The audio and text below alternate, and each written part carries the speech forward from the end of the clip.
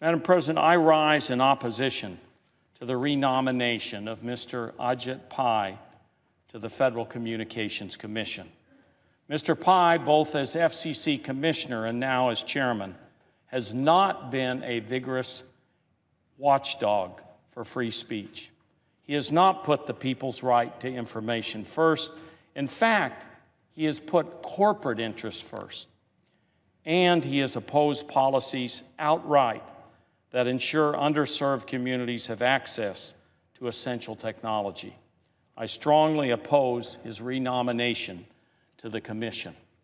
Let's begin with his responsibility to guard First Amendment rights. President Trump has relentlessly attacked NBC, CBS, ABC, CNN, the New York Times, and the Washington Post. He called these established and esteemed news outlets fake news. He even called them the enemy of the people. Earlier this year, in February, during his Senate Commerce hearing, this was an oversight hearing, I asked Chairman Pai, point blank, whether he agreed with the President that these mainstream news organizations were the enemy of the people. He refused to answer, refused to disagree with this patently outrageous and anti-American statement. His written answers were better, but even then, Chairman Pai did not demonstrate that he could stand up to power and defend First Amendment rights. Democrats on the Commerce Committee sent a letter asking again whether he believed the media were the enemy of the people. And he qualified his answer in the negative by writing, and I quote here, "The President has made clear that he was referring to fake news as the enemy of the people," end quote. I wish that was true, but it is not. The President referred to well-respected mainstream media organizations. The FCC must unequivocally stand up for the First Amendment, and the Chairman needs to strongly disavow the President's unfounded attack on the media. The FCC took a huge step forward in favor of consumers in 2015 when it passed the Open Internet Order. That order, known as the Net Neutrality Order, was codified. The principle underlying net neutrality is simple and fair.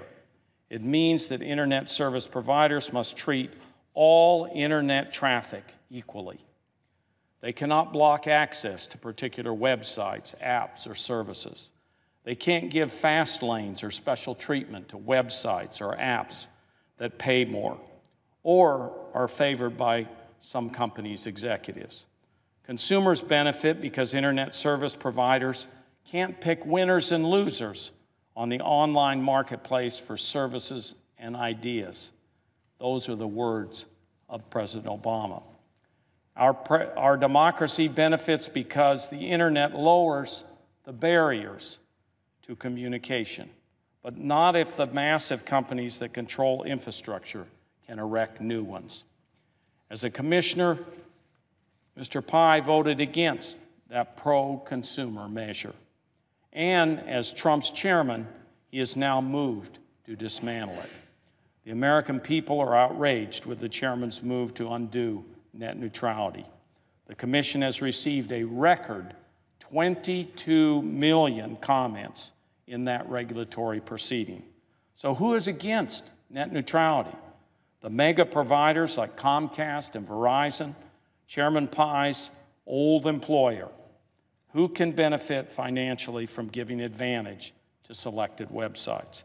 But Chairman Pai's record is that if there is a choice between consumers and big corporations, corporations win out.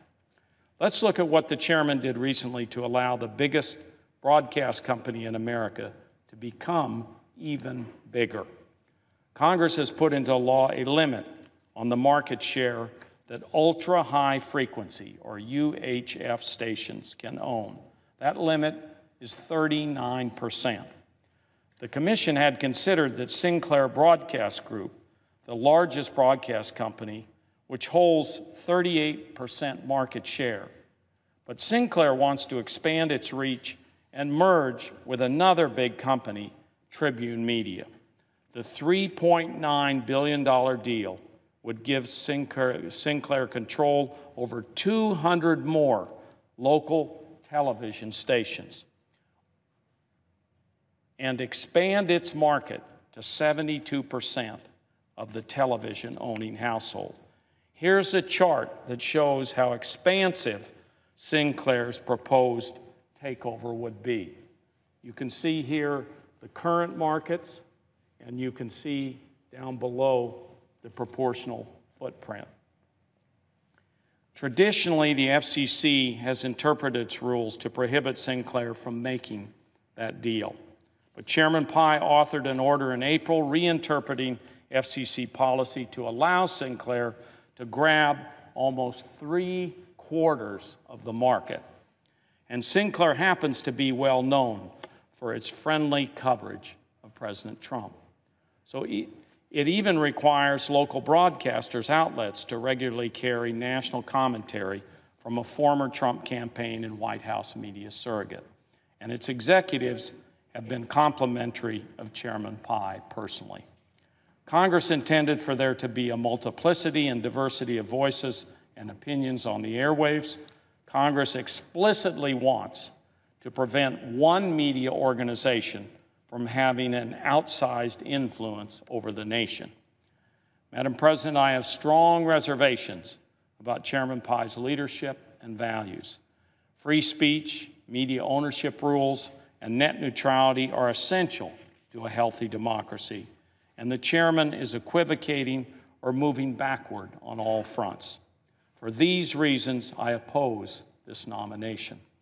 Nevertheless, if he's confirmed, I hope we can find common ground and work together. One area where we could do that is rural and tribal broadband in the West. In my home state of New Mexico, rural areas, pueblos, and tribes do not have anywhere near adequate access to the internet. Approximately 63% of people living on tribal land lack access to acceptable fixed broadband speeds, compared to only 17% of the U.S. population as a whole. The gap is even higher for residents of tribal lands in rural areas, with approximately 85% of tribal people lacking access. We all know that in today's world, broadband internet is essential to virtually all successful economic and commercial activity, essential to everyday life in America. As a member of the Commerce Committee, I will continue to push the FCC to do all it can to close the digital divide. Broadband expansion is not a question of political ideology. It is a question of political will.